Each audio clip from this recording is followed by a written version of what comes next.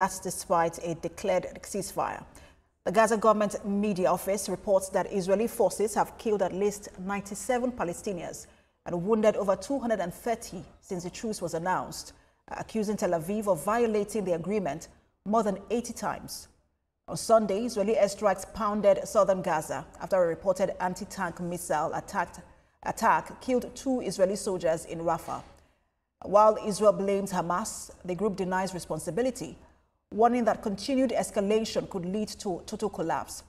Hospitals in Gaza say 44 people have been killed or were killed in the latest raids, including women and children.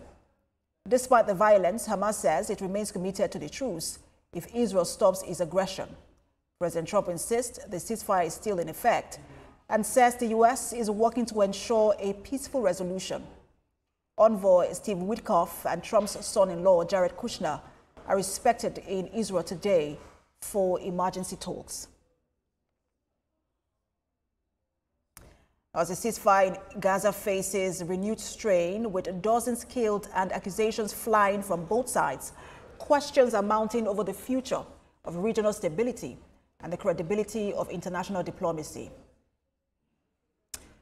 Joining me now for more insight is global affairs analyst Jide Ojo. He shares he's here to help unpack the escalating tensions, the role of major powers like the U.S., and what to watch for in the days ahead. Dr. Ojo, thank you for joining us.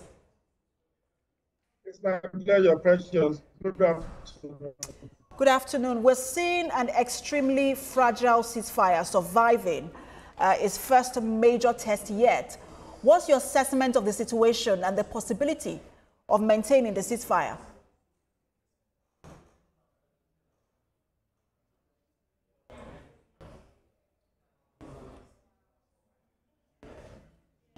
Well, I think this is facing a lot of tests.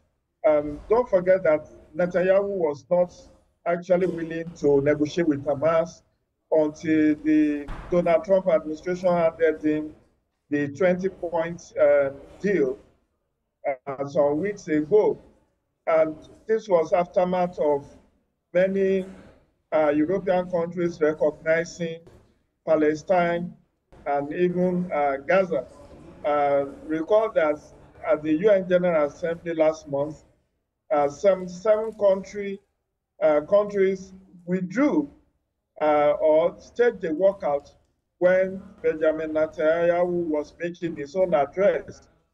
And in days before then, several European countries, including Britain, France, and several other European nations, have officially recognized Palestine, including Canada, Australia, and several others. So Donald Trump thought Israel was losing ground, and if he doesn't do something quick, Israel may end up becoming isolated. So he actually was the one that foisted the 20-point peace deal on Benjamin Netanyahu as well as Hamas, and insisted that there must be a ceasefire. Now, barely 10 days after, we have seen 97 Gazans or Palestinians murdered by the Israeli IDF. And it shows you that unless more pressure is mounted on Benjamin Netanyahu, this peace process will not sail through. Because by now, they should be talking about the second phase of the peace deal.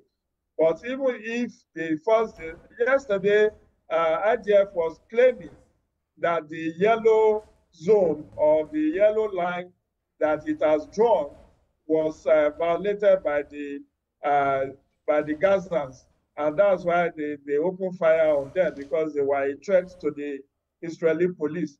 But in other sense, they said the Hamas also killed 2 IDF soldiers. But when you look at 2 IDF soldiers and 97 Gazans that were murdered, you could see the lopsidedness in the measures taken by Israel.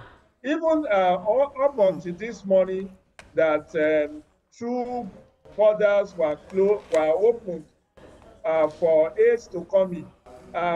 Since Thursday or thereabout, Israel has shut all avenue of aid getting into Gaza until further notice, based on the fact that, according to it, the Hamas was very reluctant in releasing the bodies of the deceased Israelis in their and Dr. Joe, I just want us to put that's the best effort. Dr. Joe, I want us to put all of this into proper perspective, because you talked about the second phase, which have not even, they've not even gotten there. First of all is the death or the killing of 2 Israeli soldiers. Even President Trump has said that wasn't by Hamas, but it was by a rival gang in Palestine. But Hamas has not, there are some bodies of hostages that Hamas has not returned to Israel. Israel sees that as a violation of the deal. There is still, you mentioned the non-proportional nature of Israel's response always to attacks. And so these are so many issues, and I'm wondering if they are still stuck in the first phase of this agreement. Do you see it progressing at all to the second stage? Like I said, it's America that is holding the 2 factions, the 2 parties. It's America that is holding them down to this forceful ceasefire. Otherwise, Israel does not care how long it takes to subjugate Hamas. And don't forget that the two factions, the Hamas and then the Israeli Authority, have mutual hatred for each other. And I can tell you, Precious, the second phase will be most testy, because second phase contains issues around disarmament of Hamas, which I don't think Hamas will want to accept. And you could see that in days and weeks leading to the peace deal, Israel was already asking for the evacuation of Gazans from the Gaza city and forcing them into just a small enclosure where there were also prevention of AIDS, access to AIDS. I think the last time, or second to the last time I was on this program, we were talking about... There's pressure. Sorry, apologies for butting, but there's pressure on Israel from both sides. There was a statement from Israel's National Security Minister, Itamar Ben-Gvir, describing the resumption of aid into Gaza as a shameful backdown. Israeli Prime Minister Benjamin Netanyahu seems to be facing pressure from far-right parties supporting his coalition to respond to any violation, and and then there's also the pressure from President Trump to sustain the agreement. Do you think that he's likely to give in to local pressure or international politics? Well, I'm not sure Netanyahu wants to bow to local pressure, because for months, since 2022, when all of this started, October 7, 2022, if I'm right, or 2023. Since it started, there have been protests within Israel for ceasefire. There have been mounting pressure domestically, but it was unfazed. He never cared about what public opinion said about him. All he cares about is that he will do whatever it will take to protect the Israeli interest. So it was the external pressure that is actually making Netanyahu to back down on takeover. Don't also forget that months back, Donald Trump itself said he will want to take over Gaza and maybe evacuate Gazans to somewhere else. But the world raised their voice against that move.